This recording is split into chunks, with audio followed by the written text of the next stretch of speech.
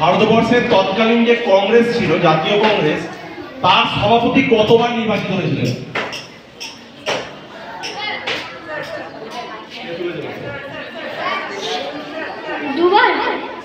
দুবার সঠিক উত্তর। একবার হরিপুরা কংগ্রেস, একবার ত্রিপুরী কংগ্রেস। সঠিক উত্তর দিয়েছে পঞ্চম শ্রেণীর শেখ নাইমুদ্দিন। আচ্ছা, এর পরের প্রশ্ন খুব মন দিয়ে শুনবে। ভারত সরকার এই মহান বিপ্লবীকে সম্মান জানানোর জন্য একটি ট্রেনের নাম পরিবর্তন করে তার নামে রেখেছেন। পুরনো ট্রেনটির নাম কি? বর্তমান সেই নাম পরিবর্তন করে কি নাম রাখা হয়েছে?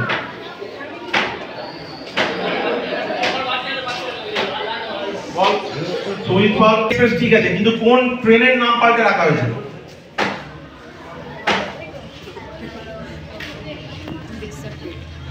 বন্দে ভারত এক্সপ্রেস। কোন ট্রেনের নাম পাল্টে নেতাজি এক্সপ্রেস রাখা হয়েছে? কালকা মেল বা কালকা এক্সপ্রেস যেটি ছিল, সেই কালকা মেলের নাম পাল্টে বর্তমানে নেতাজি এক্সপ্রেস রাখা হয়েছে।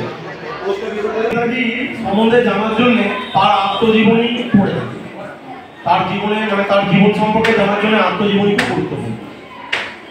তার জীবন নিয়ে লেখা অন্যতম গুরুত্বপূর্ণ দুটো বই রয়েছে। এই দুটো বইয়ের মধ্যে যে কোনো একটা আত্মজীবনীর নাম। সাগনিক, আচ্ছা সাগনিক ছাড়া বালিয়া লাগে, এই Balia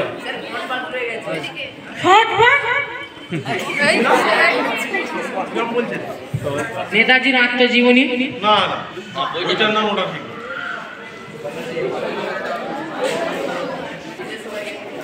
I am Subhash.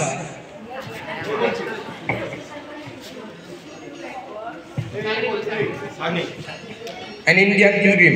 An Indian Pilgrim, very good. Netaji আত্মজীবনী An Indian Pilgrim। দশম শ্রেণীর সাগ্নিক পদ।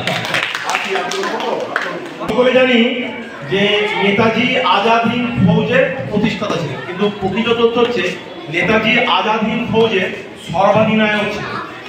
এই নেতাজি আজাদ হিন্দ ফৌজ নেতাজি জাপান যাওয়ার আগে আর একজন মহান বিপ্লবী তৈরি করে রেখেছিলেন। সেই মহান বিপ্লবীর নাম কি? বিপ্লবী রাসবিহারী বসু, ভেরি গুড।